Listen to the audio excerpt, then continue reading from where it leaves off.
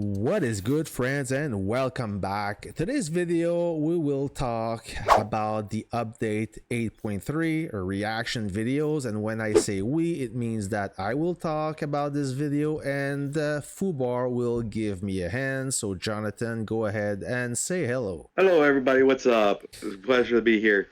I hope that you had a great weekend. You had a chance to play a little bit with the 8.3 version. Yes, I had a little bit of a chance, and I think it was overall pretty good. It was not a big update, a small update with a few interesting changes, but we're gonna do things differently today. Instead of just going through the different features and updates, we're gonna do like a top most useful or preferred features in order, starting by the coolest one.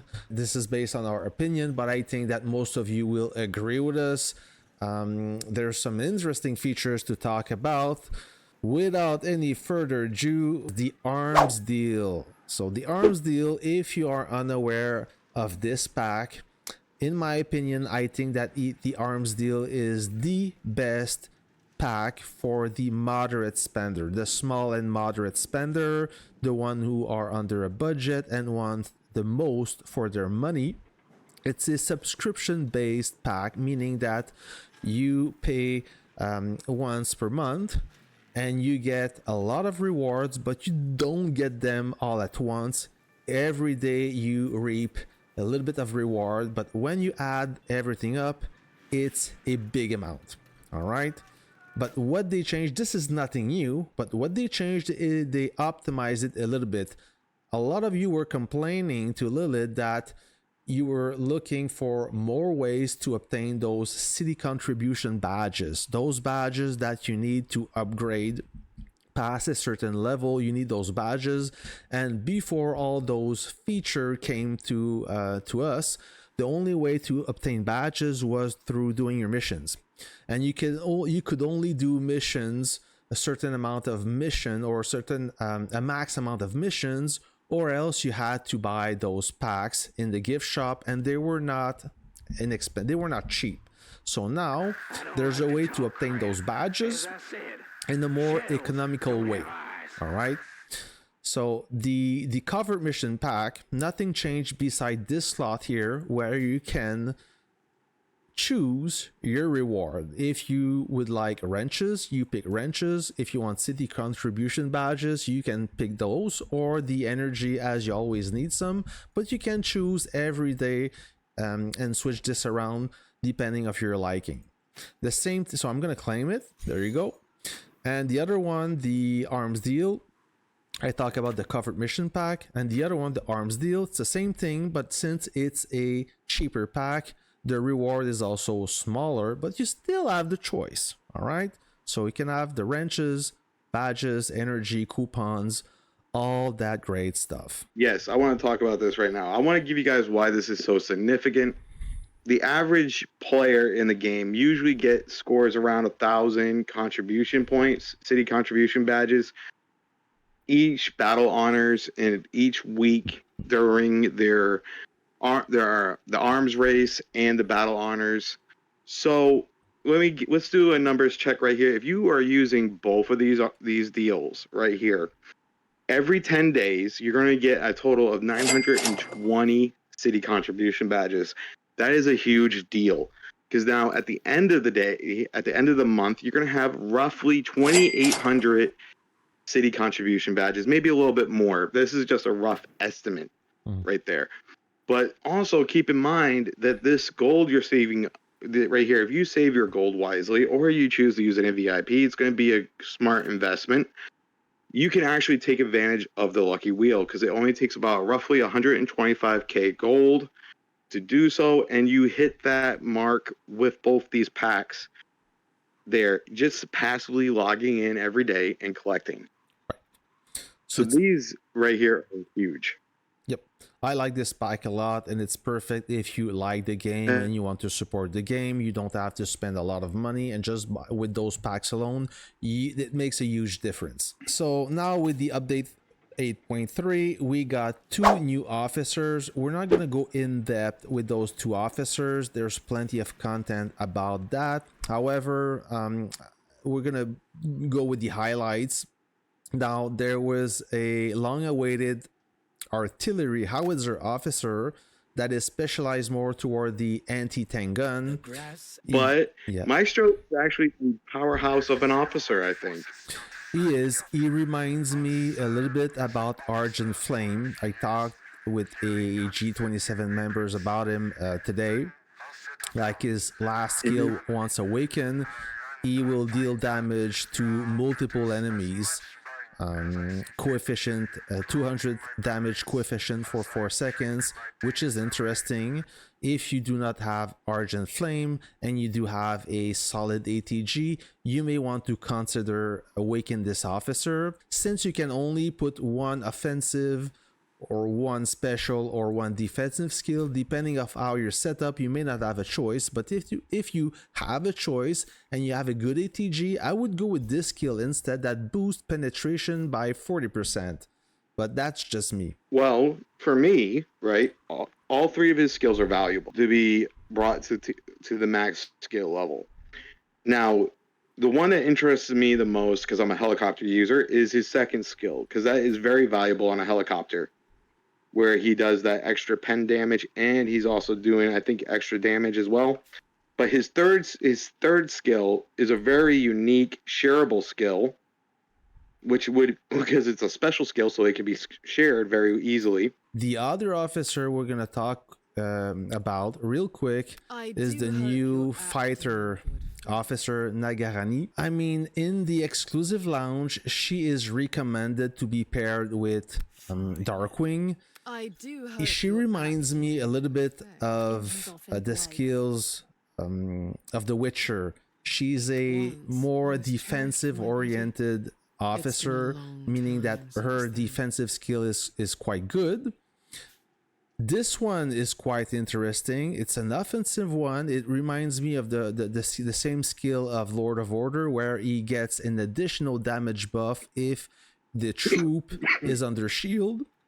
And this one, the special skill, is also great for quote unquote tanking bases with your fighter, or protecting bombers, or even training one of your bombing officer, as you gain a 500 skill coefficient for 2 seconds once this troop is attacked. It's not 100% chance, 20% chance still, but 500 shield is quite interesting.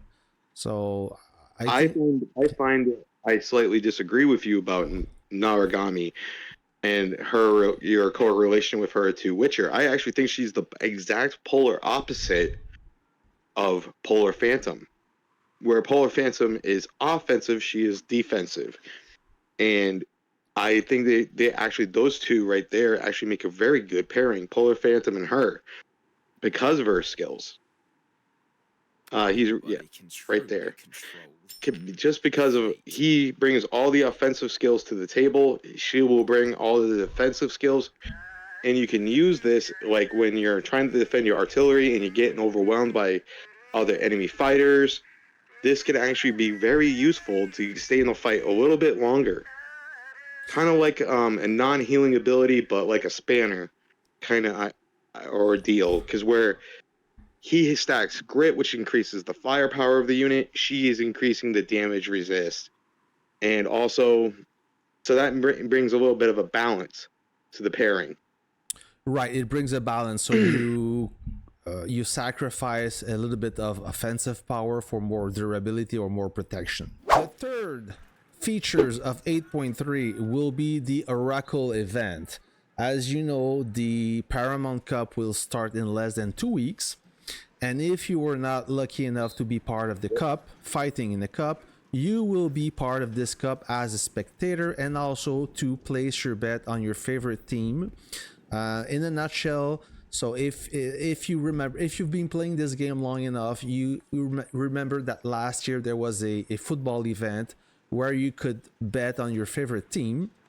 Now you can do exactly the same thing, but it will be on your favorite Warpath team. So depending of the mission, how many kills, the Raven, and I don't have all the details about this, but the goal is here to participate and cheer for your favorite team based on their performance.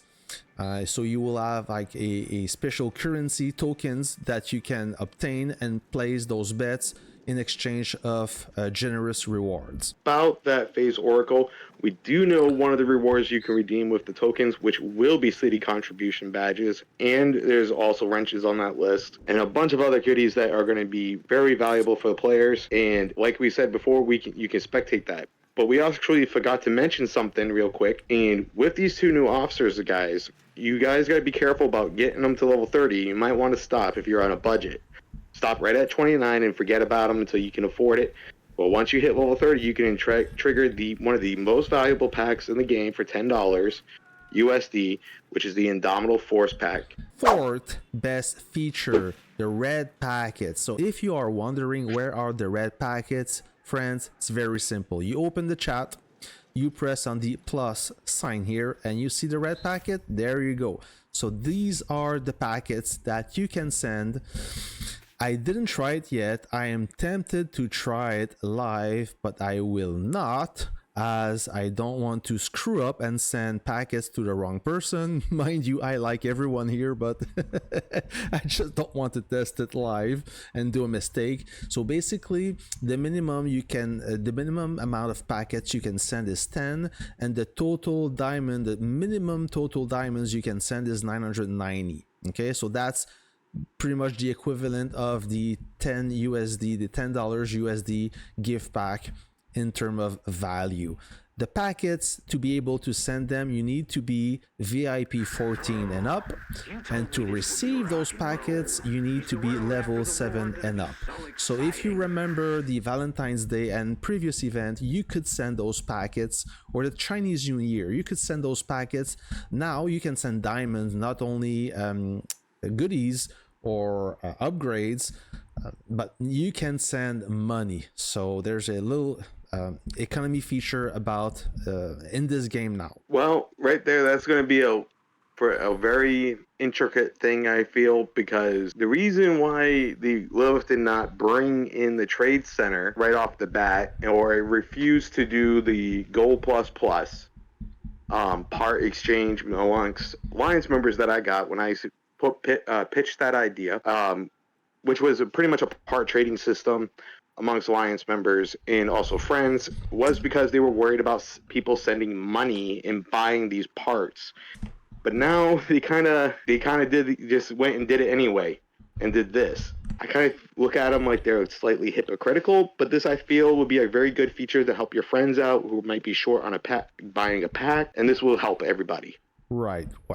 We all heard the stories about big players sponsoring smaller players for migration and whatnot. So this will be like the legit ways or to sponsor those players while having some sort of protection in a safe environment. So you don't have to surrender your login and password and may risk to compromise your account. This way you can send money away without having to request personal information. Okay, so you can do everything the proper way. The fifth next best feature of Warpath of the 8.3 update is a kind of a quality of life that unfortunately I cannot show it to you. So when you are in a conquest and you need to do bunker mission, now they implement a feature where you can simply press on that button and it will show you the next best bunker you can challenge. So you don't no longer have to search for it and wasting time. It was kind of difficult at some point where you were looking. So let's say that bunker 13 became available that day, and the first day they're all really hard to obtain or really hard to find. So this feature will help you find them more easily. Yes, and that is a must need. And like, if you remember way back to when we had the Sky Fortress and the super weapons, oh yeah, it was even harder then. It was ridiculous. but now they simplified it. They made it a little bit easier, and this is a very nice quality of life change The sixth Yes. best feature of the game is the Halloween event. Why I rank this only number 6 is we just finished the Metal Slug event where there were a lot of purchase, and now we get bombed with another special event. There will be more purchases. I feel like we never get a break, so that's why I rank this only in 6th place. Interesting features about this event, Jonathan, if you want to go ahead. Well, the most interesting feature of this event is that we're going to get the scaled armor skin for the modern bomber, and this I'm looking forward to because, well, one, I want it, but I can't. I'm not going to go and spend money on it. I'm going to try doing it free to play. So it's the very first modern bomber skin, and also we're getting the second part of the Metal Slug event, where we had Warrior Wiz come out. Now we're getting his companion, Eri Kamamoto, coming along. And now, if you guys are, for everyone who's been blowing up my DMs about who to pair with Warrior Wiz, that's your answer, okay? He is a pretty good officer. He's very versatile, Warrior Wiz, and he goes with almost anyone. The same thing goes with Eri Kamamoto, to my knowledge, and she has a very particular skill that actually syncs with Warrior Wiz. Oh, so it's kind of a way to make you want to upgrade both officers. Correct. Yeah, I believe it's his second skill. I think that is the one that's in sync with. Now, the 7th best feature of this game, they actually fixed a bug. One of our player in my alliance pointed that in the firepower, the skin buff were not shown correctly. If I can look it, do I have it? I see it. Base, firepower, skin. HP, troop speed, damage. Skin set. There you go. So maybe not for the base. Base damage. Oh, it's still at 0. No, bomber damage. I don't know, where is that? I remember I saw this somewhere. Sorry? It would be under damage. Under firepower? It would be under firepower. Yeah. Oh, skin set. There you go. So I think before that was not showing correctly. There was a mistake, and they basically fixed it. So they did not add this feature, or you still had this feature, but it was not shown correctly. So they fixed that. We fixed the glitch. A minor feature. So that's why it's ranked in number 7. Next feature that is ranked number 8 is troop name on the map have been moved closer to the troops themselves. Just a small adjustment. Can we see? Oh yeah, it's moved closer to the unit itself. So yeah, kind of. Yeah. I can understand why they did that, because before it was very hard when you had your units near base to see your actual unit overall power, because your nameplate would actually cover the power, or it would just get all congested. So I can understand why they changed that, and it's another little quality of life change that's very minor. Yep, that's why we ranked it almost in last place. And in the very last place, change the shape of the Air Force troop symbol on the map. So when you deploy your airplane like this and you zoom out, I guess they changed that. I don't know. I don't see a difference. Oh, actually, it's yeah, pretty I see. significant. The pin here they change, I guess. Yeah, it's a pin now instead of a triangle or Right. upside down pyramid. Okay, smaller change, maybe less clutter, cleaner looking. It'll make those who are in your level 4 city events have an easier time targeting units, because you were scrolling the map and you couldn't see what was ground, what was Air Force. Right. So you take the time, zoom in, do your homework to plan your attack, and then you couldn't tell if it was a ground force or Air Force, and then you zoom in and then you see, oh, it's an airplane. Then you got to go back and keep looking. This makes it a little bit easier. Right. Okay. Maybe on an enemy troop, if somebody got their airplane deployed, no go. So we don't have any war right now. It's over, but I understand what you're saying now. Yeah, it's cleaner looking. You can tell the difference between who's who. All right, one Right. last thing that we didn't talk, or it's not part of the update that we want to talk about, or more that you want to talk about, Jonathan, is a little bug about disassembling a unit. Can you expand on this, please? Well, it's actually resetting units, and it's about the modern units. It only affects modern units. I did 2 tests at my expense, and I found it when I was resetting my Air Force fighter plane to redistribute some bullets to another unit for my Air Force. And when I did, I actually ended up losing all my modification gears. So all I got back was the gears I used to upgrade the tier of my fighter plane from, say, 8.0 to 8.1. I only got those gears back. So I only had ended up getting 69,000 components, and I lost 133,000 components. And I actually I brought this to Lil's attention, and I was a little bit shocked when Lil support said, "Hey, did you screenshot this before you did it?" Now I feel like I have to screenshot everything before I do it just to cover my own ass in this game, because every time they fix a bug, there's a new bug. As you can see right there on your fighter plane right there, your bomber, right? You're getting 227,000. Now, it takes a pretty significant amount to get that, but when you reset that, you're only going to get roughly 69K. And I had this, and I had reports from other players that it also happens to ground units. So be careful resetting your units. Just so you guys know, we are running 2 Discords. We got a private Discord where it has some strict rules for mature members who want a non-toxic environment to associate yourselves with me and Mag, because we always respond to you guys. And we also have a community Discord, which is more loose, and it has its little trolls in it, and it has its little fun in it that you guys can join too. Both links will be in the description below. And if you guys enjoyed this comment, please like, subscribe, and comment on the video. Also, my channel is down below as well. And I cover more of the analytical stuff, covering officer pairings, units, you name it, we do it. Well So said. with that said, we got your 6. Have a good evening. Thanks for watching, friends. Thanks for your support. I much appreciate it. I don't say it enough, but without you, I wouldn't exist. I'll catch you in the next video. See ya.